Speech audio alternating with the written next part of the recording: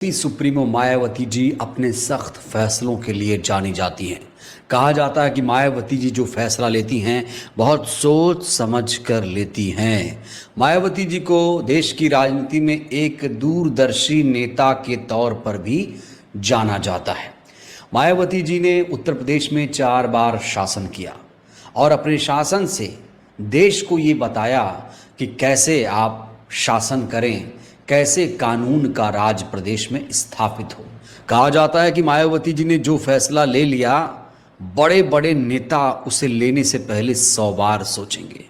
एक ऐसा ही फैसला मायावती जी ने अपने शासनकाल में लिया था जिसे लेने के लिए राजनीतिक हिम्मत की जरूरत पड़ती है। तारीख थी 2 नवंबर 2002 जब मायावती जी ने एक सख्त फैसला लेते हुए रघुराज प्रताप सिंह उर्फ राजा भैया को जेल भिजवा दिया था। आतंकवाद निरोधक अधिनियम यानी पोटा के तहत मायावती जी ने रघुराज प्रताप को जेल भिजवा दिया था। 10 महीनों तक वो जेल में रहे थे। ये बात और है कि साल 2003 में जब मायावती जी की सरकार गिरी तो मुलायम सिंह यादव सीएम बने और उसके तुरंत बाद राजा भैया जेल से बाहर आ गए। राजा भैया और मुलायम सिंह के रिश्ते किसी से छुपे नहीं हैं।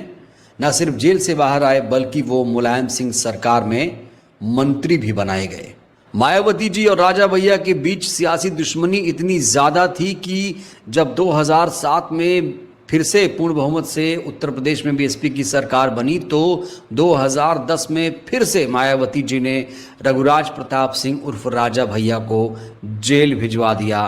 पंचायत चुनाव में एक प्रत्याशी की हत्या हुई थी, उसी के आरोप में मायावती जी ने राजा भैया को फिर से जेल में डलवा दिया। राजा भैया और मायावती जी के बहुत सारे सियासी किस्से भी हैं। जैसे इस हेडलाइन को आप देखिए तो यहाँ पर लिखा है, जब मायावती ने खुदवा दिया था राजा भैया का 600 एकड़ में फैला तालाब, बनवा दिया था पक्षी विहार।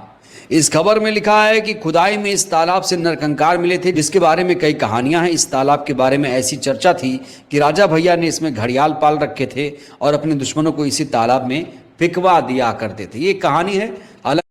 ఉచితంగా బంగారం కావాలా అయితే ఎంపీఎల్ రమ్మీలోకి రండి. ఫ్రీగా ఎంపీఎల్ రమ్మీ ఆడి బంగారం గెలుచుకోండి. ఈ ఆట వ్యసనంగా ఉండవచ్చు లేదా ఆర్థికంగా ప్రమాదకంగా ఉండవచ్చు. अगर आप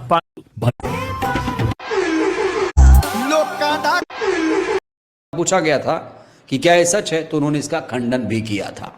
आप सोच रहे होंगे मैं अचानक राजा भैया और मायावती जी की बात क्यों कर रहा हूं। मैं बात इसलिए कर रहा हूं क्योंकि बहन जी के इस फैसले की आज तारीफ हो रही है।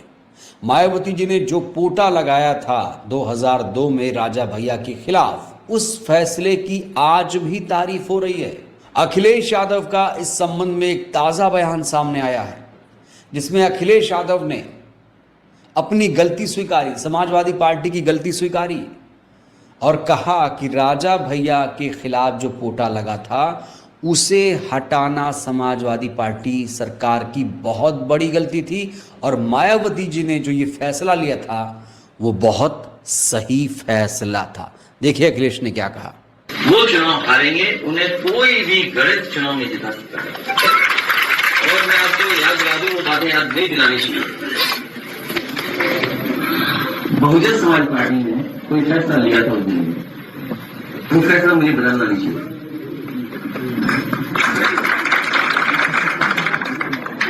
तो सुना आपने, अखिलेश यादव ने साफ तौर से कहा कि उस फैसले को, बहन जी के फैसले को, बीएसपी के फैसले को, समाजवादी पार्टी को मुझे बदलना नहीं चाहिए था। हालांकि इस वीडियो में अखिलेश यादव ने राजा भैया का नाम नहीं लिया, उन्होंने कुंडा का नाम लिया। उन्होंने कहा कि बहन जी, बीएसपी ने जो फैसला लिया था कुंडा में पोटा का वह सही था। तो अखिलेश यादव ने नाम नहीं, बहुजनों का नुकसान हुआ। वो अखिलेश यादव जो आज पीडीए की बात कर रहे हैं, समय समय पर नीला गमछा भी लगा देते हैं, आज बहुजन पॉलिटिक्स करते हुए नजर आते हैं, खुद को अम्बेडकरवादी घोषित करने में लगे हुए हैं, खुद को मायावती जी का विकल्प भी बता रहे हैं।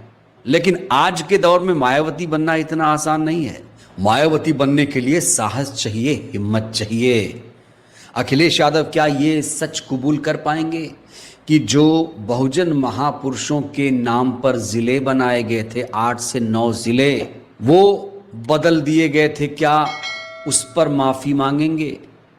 पूरा देश, पूरा बहुजन समाज इंतज़ार कर रहा है कि आखिर अखिलेश यादव इस मुद्दे को लेकर कब बात करेंगे। ठीक है, आपने स्वीकारा, पोटा वाला मामला आपने हटाया था, गलत किया था, बहन जी ने सही किया था, लेकिन इस पर अखिलेश यादव कब बोलेंगे? क्या इस पर माफ़ी मांगेंगे? और मुझे लगता है कि उन्हें इस पर माफ़ी मांगनी चाहिए, क्योंकि वो पीडीए की बात कर रहे हैं, बहुजन समाज की बात कर रहे हैं। तो उन्हें ये कहना चाहिए आकर कि हमने जो बहुजन महापुरुषों के नाम पर ज़िले बने थे, हमने बदल के बहुत बड़ी गलती की। आप देख रहे हैं 2012 में ज़िलों के नाम बदले गए थे, लेकिन आज तक उन ज़िलों के नाम बहाल नहीं किए गए। और प्रमोशन में आरक्षण के मामले पर भी अखिलेश यादव को अपना स्टैंड क्लियर कर देना चाहिए।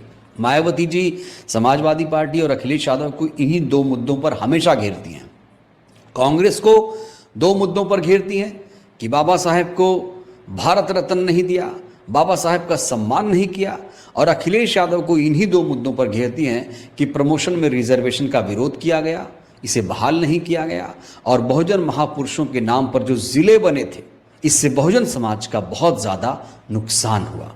तो अखिलेश यादव अगर अपनी गलती स्वीकार रहे हैं, गलती मान रहे हैं, तो उन्हें ये भी एक्सेप्ट करना चाहिए। मुझे लगता है कि मैंने जो ज़िले बदले थे, मुझसे गलती हुई, मेरी सरकार से गलती हुई, हमें ऐसा नहीं करना चाहिए। हमने इस संबंध में कई सारे लोगों से बातचीत की, कई पत्रकारों से भी चर्चा की कि क्या अखिलेश यादव इस संबंध में आगे कोई बयान दे सकते हैं, कोई माफ़ीनामा जारी कर सकते हैं। तो बहुत सारे लोगों ने कहा कि बिल्कुल अखिलेश यादव इसको लेकर माफ़ी मांग सकते हैं।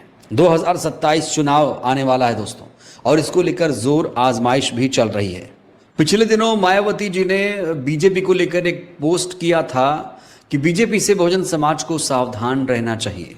इसी को लेकर अखिलेश यादव से भी सवाल पूछा गया था, तो अखिलेश यादव ने मायावती जी के इस बात का समर्थन किया था, और अब एक बयान उनका वायरल हो रहा है, जिसमें कहा जा रहा है कि अखिलेश यादव ने अप्रत्यक्ष रूप से ये न्योता बीएसपी के नेताओं को भेज दिया है कि वो बसपा के साथ आना चाहते हैं। हालांकि खुलकर तो नहीं, लेकिन इशारों इशारों में अखिलेश यादव ने गठबंधन की बात यहाँ स्वीकारी है। देखिए, जो भी बहुजन समाज पार्टी की मुखिया द्वारा रोजाना हो रही पोस्ट पर बिना नाम लेते हुए कहा कि जो भी साथ आना चाहे आ सकता है।